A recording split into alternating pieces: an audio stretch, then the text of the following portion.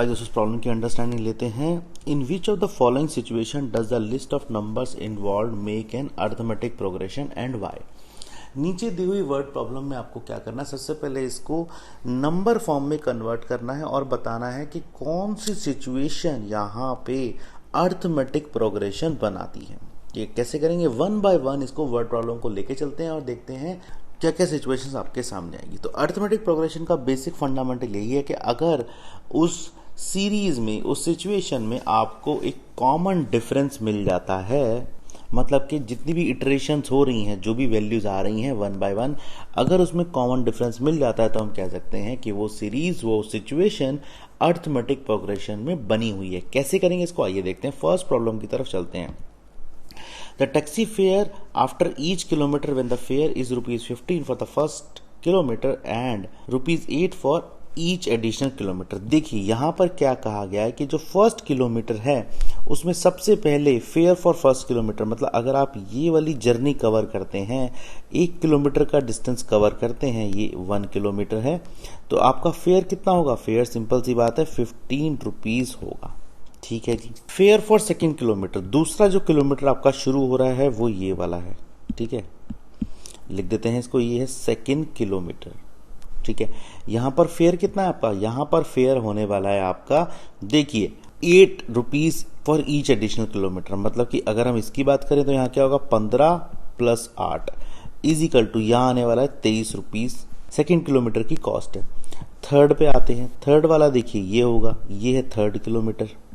ठीक है ना, यहां लिख दीजिए इसको, ये क्या है, ये है आपका जो पिछला किलोमीटर था 23, उसमें 8 ऐड कर दीजिए, ये आने वाला है आपका ₹31।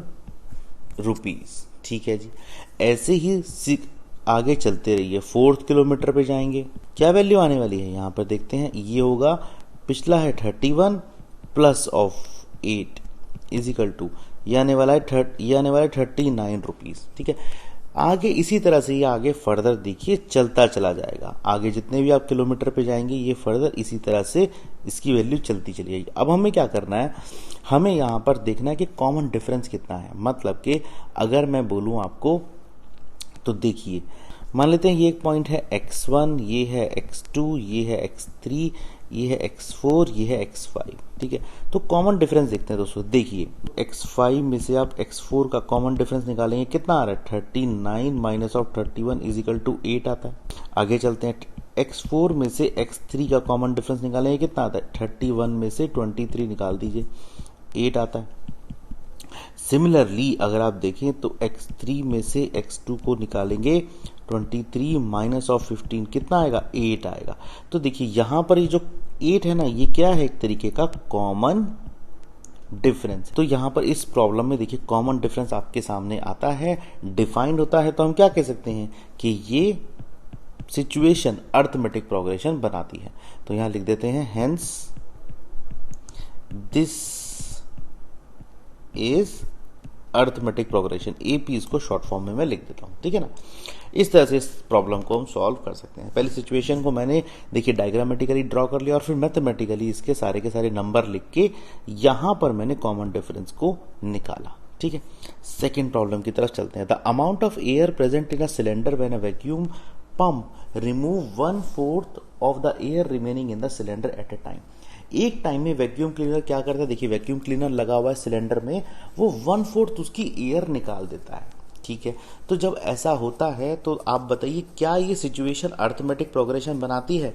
देखते हैं, देखिए सबसे पहले जब डिफाइन करें तो एयर, सिलेंडर के अंदर जो एयर है फर्स्ट टाइम कितनी होगी, सो लिख देते हैं first time air in cylinder.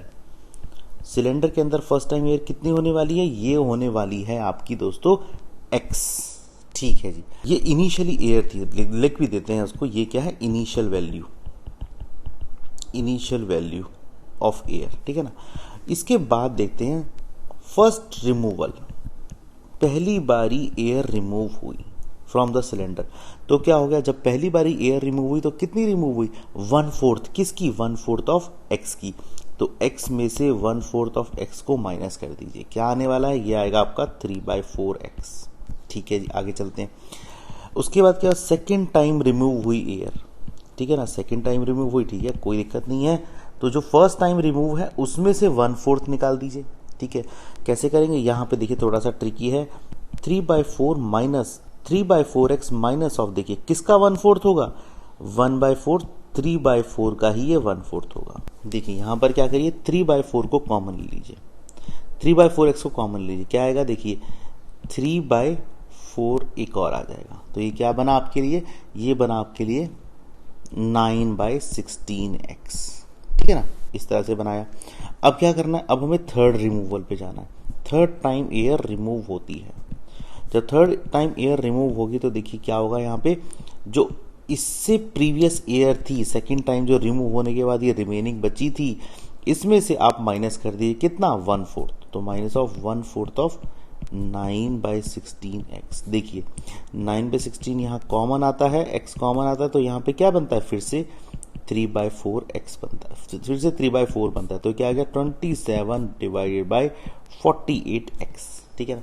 तो ये वैल्यूज आपके सामने नजर आती हैं। अब देखना है आपको, देखिए थर्ड रिमूवल से आप सेकेंड रिमूवल को माइनस करिए, मतलब कि 27/48x माइनस ऑफ 9/16x, ये करिए आप, क्या आने वाला है देख लेते हैं। देखिए 9/16x यहाँ लिख दीजिए, ठीक है ना, ये क्या आएगा आपका 3/4 minus of 1 is equal to, ये आने वाला है आपके पास 9/16x multiply by -1/4 is equal to, ये देखिए -9x/16 4 64, एक वैल्यू आपके पास ये आ रही है, ठीक है ना। थोड़ी कैलकुलेशन है, इसलिए हम नेक्स्ट इटरेशन में ही बता देंगे क्या ये कॉमन डिफरेंस देता है नहीं देता है। देखिए सेकंड में से आप फर्स्ट को निकाल दीजिए इस बारी, ठीक है जी। सेकंड क्या था, 9/16x माइनस 3/4x, सिंपल सी बात है, 3/4x कॉमन आ जाएगा, यहाँ आएगा 3/4x, 3/4 माइनस ऑफ 1, ये क्या आने वाला है 3/4x into -1/4 is equal to -3/16x। देखिए यहाँ पर देखिए कॉमन डिफरेंस यहाँ पे क्या आ रहा है, -9x/64, और यहाँ पे क्या आ रहा है -3x/16, तो यहाँ कह सकते हैं कि common difference is not same. तो लिख देते हैं, यहाँ पर सॉल्यूशन लिखेंगे इसका, this is not a AP, ये अर्थमेटिक प्रोग्रेशन नहीं है। Why, because common difference is not same और कांस्टेंट। कॉमन डिफरेंस अगर कांस्टेंट चलता रहेगा, सेम चलता रहेगा, तो ही हम कह सकते हैं कि ये क्या है, ये एक एपी बनाता है। थर्ड पार्ट की तरफ चलते हैं। The cost of digging a well after every meter of digging when it costs ₹150 for the first meter and raised by ₹50 for each subsequent meters। देखिए यहाँ पर एक वेल को डिग करना है, ठीक है ना, ठीक है जी। अब हम क्या करेंगे, इसको वेल को डिग करने के लिए, देखिए इसने बोला है जो पहला मीटर है, जो पहली कॉस्टिंग है वो कितनी है, ₹150 की आती है, ठीक है, लिख लेते हैं इसको। तो देखिए दोस्तों, यहाँ मैंने एक थोड़ी सीक्वेंस बना ली, ठीक है, इसको डिफाइन करने के लिए। देखिए जो सबसे पहली कॉस्टिंग थी ना, ये वाली, ये 1 मीटर की, मतलब कि ये 1 मीटर डिफाइन हुआ है, 1 metre, this is 1 metre. 1 metre को डिफाइन करने की, 1 मीटर को डिग करने की कॉस्टिंग कितनी थी, 150 रुपए थी फॉर द फर्स्ट मीटर, जो सबसे पहला मीटर था, and raise by ₹50 for each subsequent metre. अगर आप इसके बाद जितने भी second metre, third metre, fourth metre, आप जितने भी मीटर और डिग करेंगे तो आपको क्या होगा, एडिशनल ₹50 और देने होंगे। तो 150 + 50 इज इक्वल टू 200। सिमिलरली यहाँ पे चलते हैं, ये क्या है, 200 plus of 50 is equal to 250, ठीक है। यहाँ पे चलते हैं, ये क्या है, 250 plus of 50 is equal to 300। तो हर मीटर के बाद ₹50 आपको देने पड़ रहे हैं। तो ये आपकी सीक्वेंस आ गई। मान लेते हैं ये आपने शुरू में शुरू किया था x1 से, फिर x2 डिग किया, x3 लेवल डिग किया, x4 लेवल डिग किया, x5 लेवल डिग किया, इस तरह आप यहाँ पे पहुंचे। अब देखिए कॉमन डिफरेंस हमें निकालना है, कैसे, हम x5 में से x4 को माइनस कर देंगे, ठीक है। जो लेवल था x5 का, उसमें से x4 को माइनस करेंगे, क्या आने वाला है, 300 में से आप सबसे पहले 250 हटाइए, माइनस करिए, क्या मिलेगा, 50 मिलने वाला है, ठीक है। तो ये एक आ जाता है नंबर। फिर है देखिए आप x4 में से x3 करिए, क्या मिलने वाला है, 250 में से आप 200 को माइनस करेंगे, आपको 50 मिलेगा। फिर आप x3 में से x2 को माइनस करिए, आपको 200 में से 150 को माइनस करेंगे, आपको फिर से 50 मिलने वाला है। अब देखिए 50-50 आपको देखिए हर जगह मिलता जा रहा है, ठीक है। और ये क्या है, ये सेम है और बोल देते हैं कॉमन है। तो इसका सॉल्यूशन लिख लेते हैं। अगर हमारे पास जो कॉमन डिफरेंस है फिक्स हो जाता है तो हम क्या बोलते हैं, दिस इज अ एपी। दोस्तों ये सिचुएशन अरिथमेटिक प्रोग्रेशन को डिफाइन कर सकती है, ठीक है। आगे चलते हैं, फोर्थ पार्ट की तरफ चलते हैं। The amount of money in the account every year when ₹10,000 was deposit at the compound interest eight 8% per annum, ठीक है। तो ये सिचुएशन क्या कहता है देख लेते हैं। देखिए दोस्तों, ये देखिए इस तरह से डिफाइन हो रही है सिचुएशन, ठीक है जी। तो यहाँ पर क्या है, सबसे पहले शुरुआत हुई है अमाउंट की, वो कितने से डिपॉजिट से हुई है, 10,000 डिपॉजिट से हुई है। तो हम बोल देते हैं कि यहाँ पर कितना अमाउंट रखा हुआ है, 10,000 यहाँ पर एक अमाउंट रखा हुआ है, ठीक है।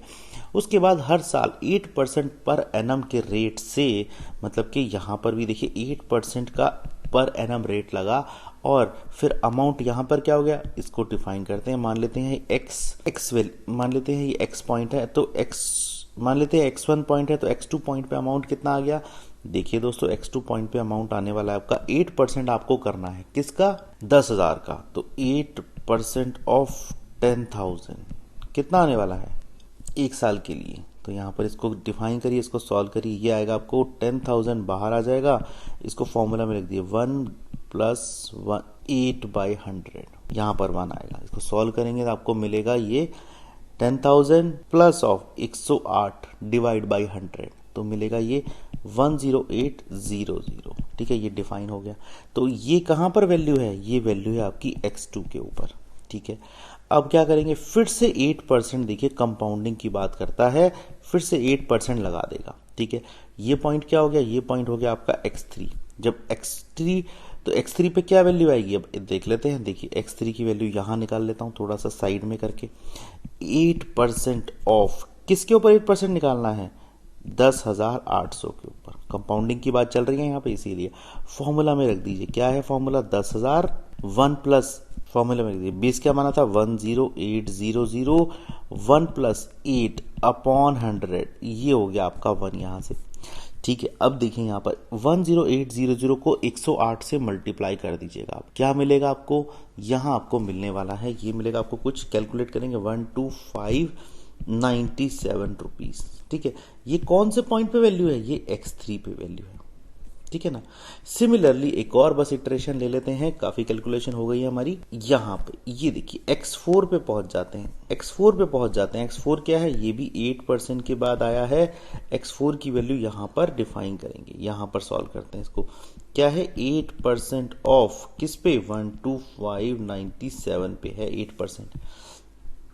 करते हैं इसको, देखिए यहाँ पर क्या करना है, 12597 1 + 8/100, ठीक है ना। इसको 1 से यहाँ कर दीजिए, क्या आने वाला है, 12597 को अगर आप 108 से मल्टीप्लाई करेंगे, डिवाइड बाय 100 करेंगे, आपको कुछ मिलने वाली है वैल्यू 15869, ये आपको वैल्यू मिलेगी। ये कौन से पॉइंट पे है, ये आपकी x4 पे, ठीक है जी। अब क्या करना है, अब हम देखिए दोस्तों हमारे पास अब चारों वैल्यू है, x1 x2 x3 x4, ठीक है। कैसे डिफाइन करेंगे इसको देखते हैं। ये देखिए ऐसे मैंने टाइमलाइन पे डिफाइन कर दिया। x1 पे थी कितनी आपकी 10,000, x2 पे थी 10800, x3 पे थी 12,597 और x4 पे कितनी थी 15,000, ठीक है। तो अब क्या करना है मुझे, अब देखिए मुझे क्या करना है, कॉमन डिफरेंस निकालना है। x4 माइनस ऑफ x3 कितना आने वाला है, देखिए 15869 में से आप 12597 निकालिए, क्या मिलेगा आपको, ये मिलने वाला आपको रुपीज कितना, 3272, ठीक है जी। अब हमें क्या करना है, x3 में से x2 निकालिए, कॉमन डिफरेंस चेक कर लेते हैं। देखिए x3 क्या था, 12597 माइनस ऑफ 10800, ठीक है। कॉमन डिफरेंस इसमें क्या आ रहा है, देखिए 1797।